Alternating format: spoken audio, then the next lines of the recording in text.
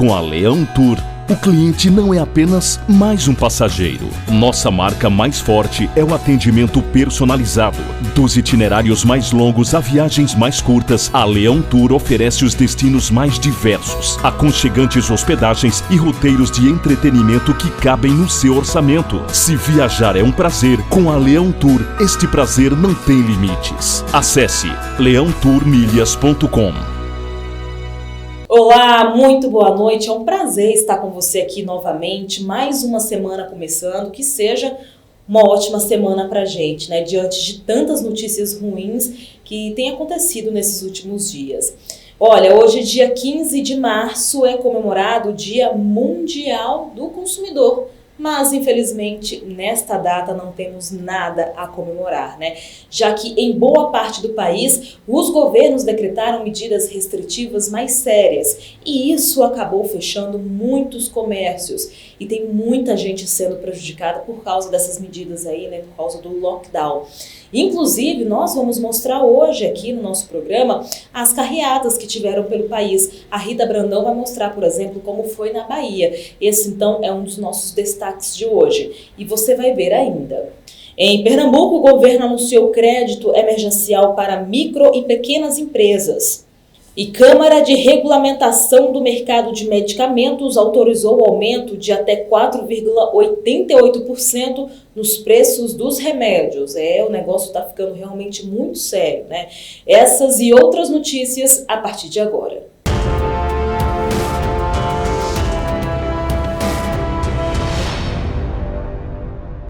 Pois é, a situação da pandemia aqui no Brasil está ficando cada dia mais grave, viu? E a situação está ruim dentro e fora dos hospitais. Os comércios estão fechados e isso tem prejudicado muita gente. E para defender, então, a reabertura desse comércio, muita gente foi às ruas este fim de semana. A Rita Brandão conta como é que foi essas carreatas na Bahia. Vamos ver. Boa noite, telespectadores do Com Brasil Nordeste. Eu trago aqui uma grande manifestação, Salvador, Bahia, Feira de Santana, contra o lockdown. Um grupo de manifestantes se reuniu na manhã deste domingo, ontem, no Parque dos Ventos, em Salvador, para protestar contra as medidas de restrição impostas pela Prefeitura da capital baiana e do governo do estado para conter a proliferação da Covid-19. O protesto foi motivado por causa da morte do feirante Adailton Vilas Boas, que tirou a própria vida por conta de sua situação econômica, que foi gravemente afetada pelas medidas de restrição da circulação da população impostas pela administração de Bruno Reis DEM e Rui Costa, PT. Quem esteve nessa movimentação foi o ex-candidato à Prefeitura de Salvador, César Leite, do partido PRTB. E César disse: a ideia é movimentar cada vez mais, agitar mesmo, mostrar a nossa insatisfação que estamos tendo contra os decretos do governador e do prefeito. Não é possível que o comércio hoje tenha que fechar. Além da questão da economia e da reabertura do comércio, os manifestantes também protestaram pela adoção de tratamento precoce contra a pandemia, pela liberdade em seu apoio ao governo do presidente Jair Messias Bolsonaro, sem partido. Quem também esteve presente nas manifestações foi o reverendo Geraldo Soares, o esposo de doutora Raíssa Barbosa. E o reverendo diz: estamos aqui para trazer a lucidez para o povo, explicar para o povo tudo o que eles têm que saber sobre a pandemia, sobre essa Covid, toda a má-fé que o governador da Bahia está fazendo contra os soteropolitanos e o povo baiano, junto com o secretário de Saúde. Em Feira de Santana também foi registrada uma carreata de motoqueiros que realizaram um buzinaço coletivo e carregaram mensagens escritas: o Supremo é o povo. Vamos aos vídeos.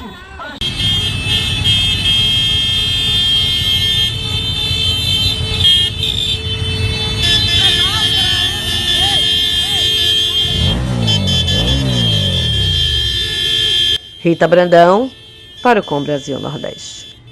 A Rita fala agora sobre uma operação da Polícia Federal contra a fraude de benefícios. Aqui na Bahia, a Polícia Federal e a Secretaria Especial de Previdência e Trabalho do Ministério da Economia deflagram a Operação Norcivu, que visa desarticular um grupo criminoso que fraudava benefícios previdenciários na Bahia. Na operação, são cumpridos 2 mandados de busca e apreensão nas cidades de Salvador e Camaçari. De acordo com as investigações, a fraude se dava mediante a falsificação de documentos utilizados para comprovar perante o INSS falsamente a exposição de trabalhadores a agentes nocivos à saúde, tais como produtos químicos, ruídos, calor. Com isso, logravam reduzir o tempo de trabalho necessário para a obtenção da aposentadoria. A agência informa que o valor do prejuízo estimado com a fraude é de 2,5 milhões de reais, relativos a cerca de 20 benefícios previdenciários suspeitos, número estes que muito provavelmente aumentarão com o avanço das investigações e a identificação de outras fraudes. Os envolvidos responderão por diversos crimes, dentre eles integrar associação criminosa, estelionatário previdenciário, uso de documento falso, com penas que, se somadas, poderão chegar a mais de 25 anos de prisão. Rita Brandão, para o Com Brasil Nordeste. E a Rita Brandão continua com a gente. Agora ela vai falar sobre o governo da Bahia, sobre a aquisição de compra de 9 milhões de doses da vacina Sputnik V. O governo da Bahia confirmou um contrato com o Fundo Soberano Russo para a compra da vacina Sputnik V para o estado. Segundo o governador Rui Costa, foram compradas 9,7 milhões de doses. O governador deu essa notícia durante reunião com prefeitos da capital e regiões metropolitanas de Salvador. Segundo nota da Secretaria de Comunicação do Estado, o primeiro lote chegará em abril e as vacinas poderão ser aplicadas na população imediatamente. Um ato oficial da assinatura do contrato entre o governo e autoridades russas está previsto para a próxima semana. Lembrando que a Anvisa não liberou ainda a Sputnik V. Rita Brandão, para o Com Brasil Nordeste. Obrigada, Rita, pela sua participação. E olha, como se não bastasse toda essa situação da pandemia, um monte de gente ficando desempregada, olha só essa notícia que saiu nesta segunda-feira. A Câmara de Regulação do Mercado de Medicamentos autorizou o aumento de até 4,88% nos preços dos remédios. Dá para acreditar? E esse reajuste já foi publicado no Diário Oficial da União nesta segunda-feira e esses preços já podem ser encontrados, inclusive esses aumentos já podem ser encontrados nas farmácias a partir de amanhã. A regulação é válida para um universo de mais de 19 mil medicamentos disponíveis no mercado varejista brasileiro. A decisão foi tomada pelo Comitê Técnico Executivo da CEMED, que é um órgão vinculado à Anvisa, Agência Nacional de Vigilância Sanitária, em uma reunião no último dia 12. No ano passado, o presidente Jair Bolsonaro anunciou um acordo com a indústria farmacêutica para que o reajuste anual de todos os medicamentos fosse adiado por 60 dias, por conta da crise provocada pela pandemia do coronavírus. Em junho, a CEMED autorizou um aumento nos preços de remédios de até 5,21%. Olha, e agora tem novidades sobre o caso do deputado federal Daniel Silveira. Agora ele está em prisão domiciliar com monitoramento de tornozeleira eletrônica. O ministro Alexandre de Moraes, do Supremo Tribunal Federal, STF, determinou neste domingo a substituição da prisão do deputado Daniel Silveira por prisão domiciliar com monitoramento de tornozeleira eletrônica.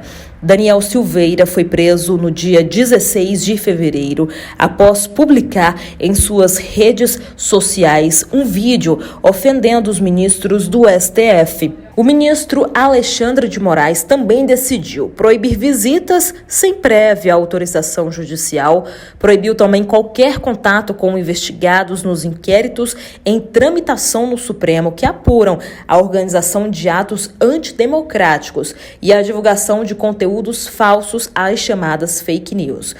O ministro proibiu ainda acesso às redes sociais pelo deputado ou pela assessoria dele e ainda ficou proibido que o deputado conceda entrevistas sem prévia autorização judicial. O ministro autorizou o deputado a participar remotamente, de casa mesmo, das sessões da Câmara dos Deputados e determinou a expedição do relatório semanal pela Central de Monitoramento Eletrônico. Em nota, a defesa do deputado Daniel Silveira manifestou repúdio à determinação de prisão domiciliar. Agora eu quero chamar a nossa colega Natânia Mello. Ela vai começar falando de Pernambuco, porque por lá o governo anunciou o crédito emergencial para micro e pequenas empresas e suspendeu também a cobrança de tarifa social de água. Natânia, conta tudo isso pra gente então. Ótima noite para você. Olá, muito boa noite. Vamos agora acompanhar o giro de notícias que eu trouxe para vocês nesta segunda-feira. Por causa da piora da pandemia, Pernambuco anunciou neste domingo 14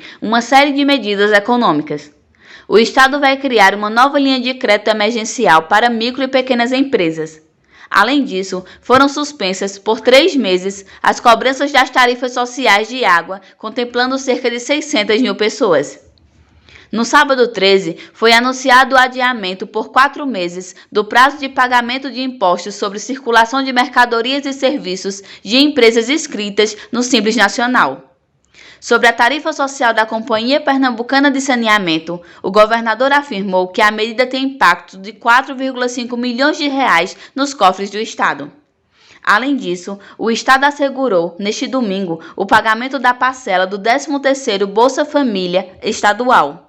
Segundo o governador Paulo Câmara, o programa injeta mais de 157 milhões na economia local. E a Natânia continua trazendo informações para a gente. Olha só, placas que indicam rotas de fuga são instaladas em bairros de Maceió afetados por rachaduras. Vamos saber então um pouco mais sobre essa iniciativa. Placas que indicam rotas de fuga em caso de emergência estão sendo instaladas pela Defesa Civil de Maceió nos bairros afetados por rachaduras e afundamento do solo. As rachaduras foram provocadas pela extração de salgema na região e já provocaram a retirada de milhares de famílias dos bairros Pinheiro, Mutange, Bebedouro e Bom Parto, mas ainda há muita gente morando em parte desses bairros que não foram evacuadas. A sinalização das vias, que ainda não foram interditadas, faz parte do plano de contingência elaborado pela Defesa Civil de Maceió em 2020. O objetivo é indicar quais caminhos seguir no caso de uma emergência. Há 2 tipos de sinalização. Uma delas são placas maiores fluorescentes para orientação de motoristas e outra sinalização menor para guiar pedestres em rotas mais rápidas até os pontos de recolhimento rápido, onde aguardarão os veículos para transporte para o centro de acolhimento e triagem. Pois é, a Natânia segue aqui, mas agora ela não traz uma notícia muito boa não, viu gente? Porque o Camilo Santana suspendeu o projeto Bonde Cultural e Turístico de Fortaleza. O governador do Ceará, Camilo Santana, anunciou que determinou à Secretaria de Infraestrutura do Estado a suspensão do projeto do Bonde Cultural e Turístico de Fortaleza. O projeto tinha como objetivo ligar o centro da cidade à beira-mar, impulsionando o comércio e o turismo na região. Camilo Santana revelou que, diante do crescimento da crise sanitária com a segunda onda da Covid, com impacto para todas as áreas além da saúde, não considerou oportuna a continuidade do projeto. No dia 30 de dezembro de 2020, o governo do estado havia liberado edital para a obra, que era avaliada em mais de 214 milhões de reais. Além do reforço ao comércio e turismo, o governo do estado, à época, justificou o investimento na obra como ferramenta de melhoramento do transporte público na capital, reduzindo o fluxo em outros modais durante o processo de desenvolvimento de Fortaleza. Natânia, obrigada pela sua participação. A gente faz uma rápida pausa para o intervalo comercial. Lembrando que o nosso telefone está aparecendo aí na sua tela, então manda uma mensagem para a gente. Será um prazer ter a sua participação aqui, tá? Não sai daí não, a gente volta já já.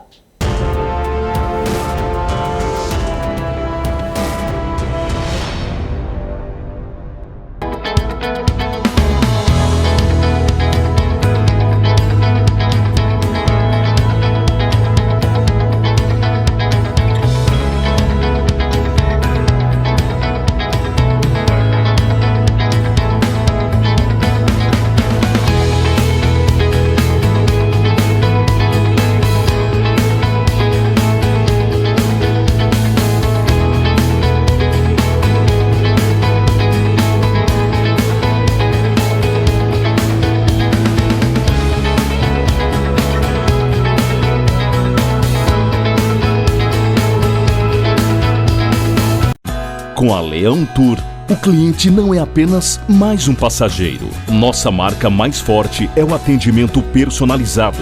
Dos itinerários mais longos a viagens mais curtas, a Leão Tour oferece os destinos mais diversos, aconchegantes hospedagens e roteiros de entretenimento que cabem no seu orçamento. Se viajar é um prazer, com a Leão Tour, este prazer não tem limites. Acesse leãotourmilhas.com.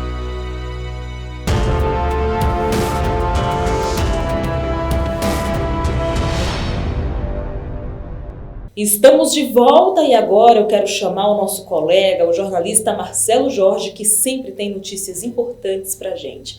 Marcelo, boa noite. Olha, como não poderia deixar de ser, as notícias do início dessa semana não poderiam ser outras senão as manifestações em todo o país contra as restrições impostas, em sua maioria pelos governadores dos estados aí fechando comércios, limitando horários. Nós demos uma circulada através de vídeos aí expostos nas mídias sociais e vamos trazer para vocês essa matéria que também vem sendo comentada aí pela Rita Brandão, pela Natânia, por todos aqui que fazem o Com Brasil Nordeste nesta segunda-feira, 15 de março. Vamos acompanhar as imagens?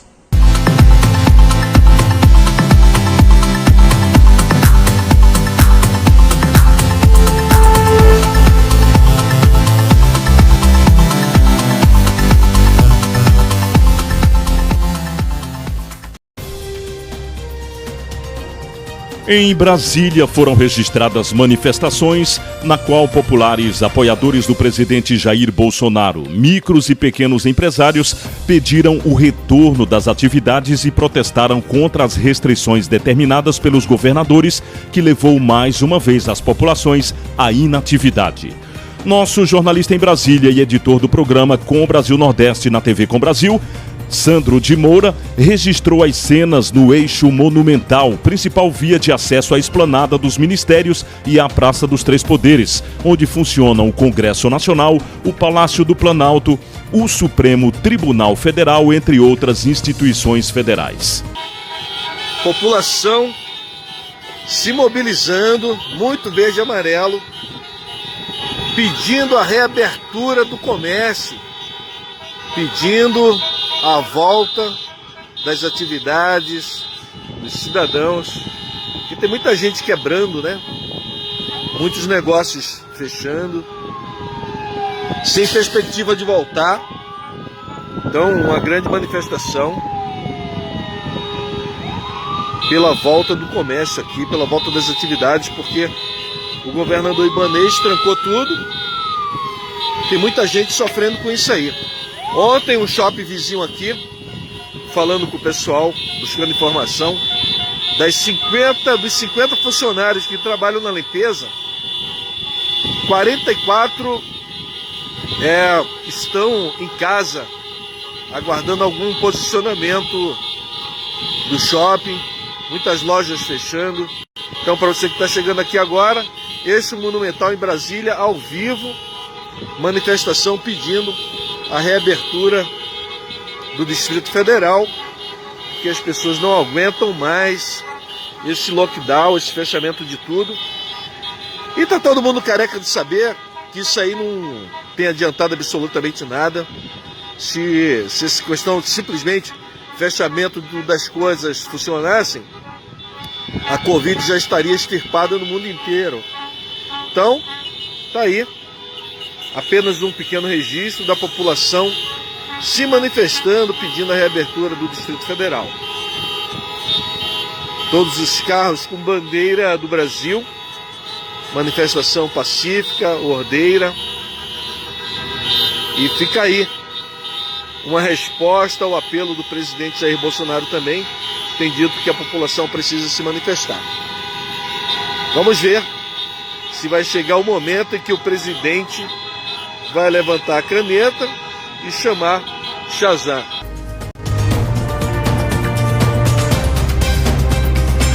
No Rio de Janeiro, as manifestações aconteceram principalmente na praia de Copacabana. Centenas de cariocas se reuniram como protesto pelas duras medidas que, além de não garantirem a eliminação do coronavírus, ainda colocam em risco mais uma vez a saúde psicológica da população, em razão do desemprego e riscos de desabastecimento.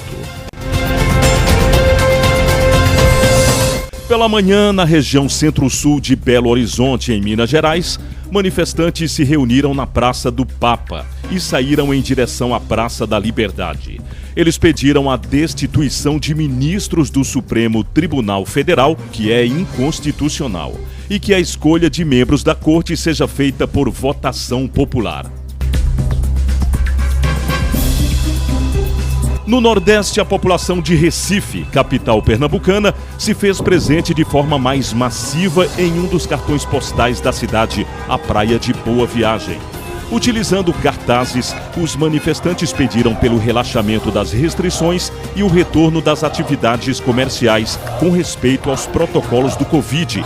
Alguns mais exaltados gritaram palavras de ordem contra o governador Paulo Câmara.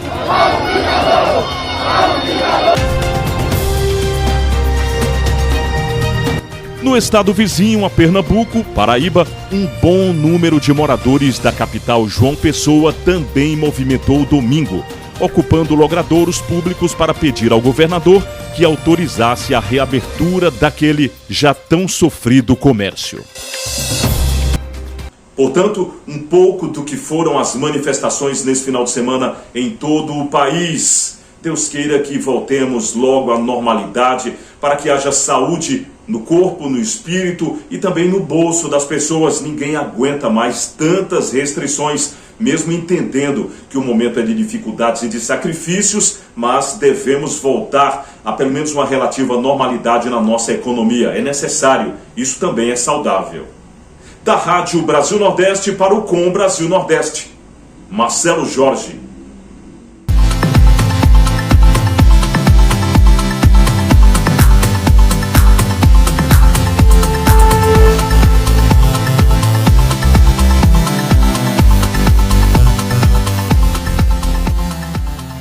Marcelo, muito obrigada pela sua participação. E a gente continua falando sobre esses fechamentos em várias partes do país. E a nossa equipe do programa Brasil Nordeste está na estrada e vai mostrar de perto o reflexo disso na região Nordeste. O Sandro de Moura tem as informações. Sandro, ótima noite para você. Fala então pra gente em qual cidade você está agora. Olá, Camila. Olá, telespectadores do programa Com Brasil Nordeste. A nossa equipe pegou a estrada e nós queremos acompanhar de perto como que está a questão do lockdown, do fechamento dos comércios na região Nordeste. Antes passamos na região Centro-Oeste, em Formosa, em Goiás, e comércio todo fechado, as pessoas tendo que atender escondido, precisamos cortar o cabelo, e foi lá aquele jeitinho brasileiro, barbearia, porta fechada. Agora chegamos também para almoçar. A gente vai mostrar a imagem do restaurante para vocês, vazio. Enfim, comerciantes reclamando da ausência desse funcionamento, porque, óbvio, isso vai fazer falta no caixa do empresário. Conversamos também com o fretista do posto, que disse que caiu bastante a movimentação. Ele disse que na sua avaliação é importante ter algum tipo de restrição, mas que não dá para sair fechando tudo, porque daqui a pouco os pais de famílias vão ter que cometer crime para poder sustentar a sua família.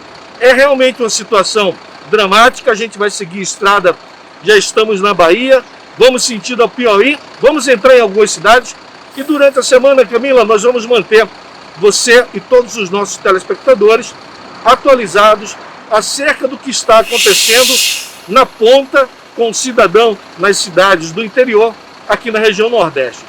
Volto com você aí nos estúdios. Um grande abraço. Sandro, muito obrigada por nos enviar informações. Ótima viagem para você. Vamos conferir o que é destaque nas mídias sociais dos governadores. A Natânia Mello fala da região Nordeste. Olá! Vamos iniciar o giro pelo governador do Ceará, Camilo Santana. Ele publicou que hoje, 15 de março, completa-se um ano dos primeiros casos de Covid confirmados no Ceará. E que desde então todos têm travado uma luta diária e incansável para salvar vidas e garantir assistência aos cearenses.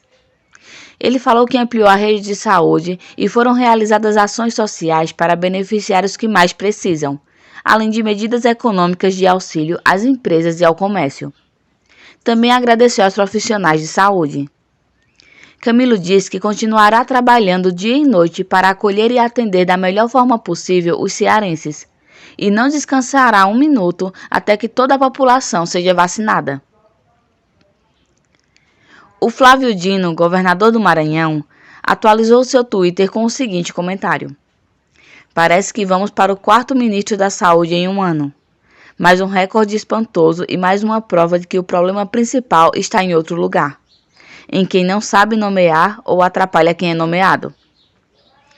Para finalizarmos, o governador do Piauí, Wellington Dias, falou que os impactos econômicos e sociais da pandemia são sentidos em diversos setores. E para minimizar esses efeitos em algumas áreas, foram lançadas algumas medidas no estado. Entre elas, um auxílio no valor de R$1.000 para os trabalhadores do setor de bares e restaurantes.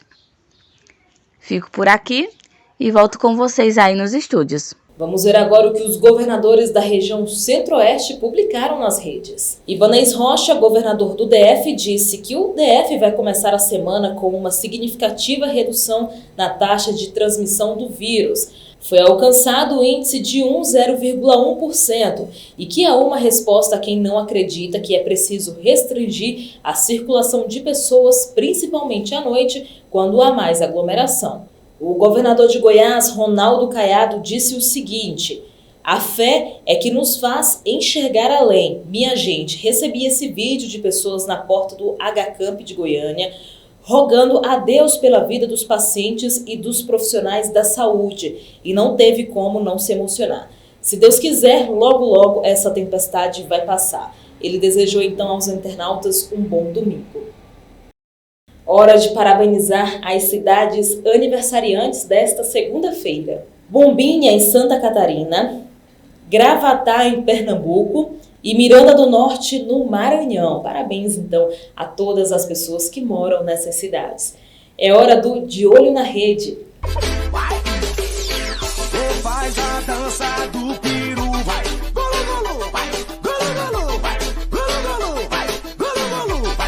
Malta, os meus amigos estão lá fora, eu vou-lhes agora fazer tipo uma prank. Olha, o que é que se faz? Oh meu Deus, eu pensava que era o meu Uber. Imensa desculpa. Tipo, não faz mal. Experimenta isso aqui, ó. Não, eu tô na boa, cara. Vai, só um tasquinho. Tá. Um tasquinho, só isso. O que você achou? É muita massa!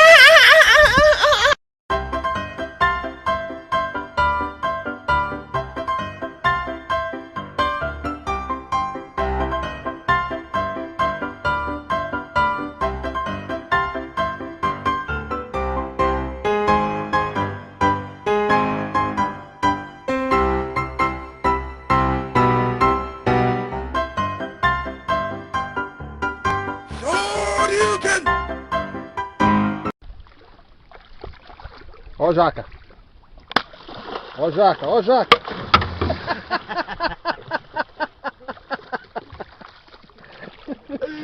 Minha cabeça.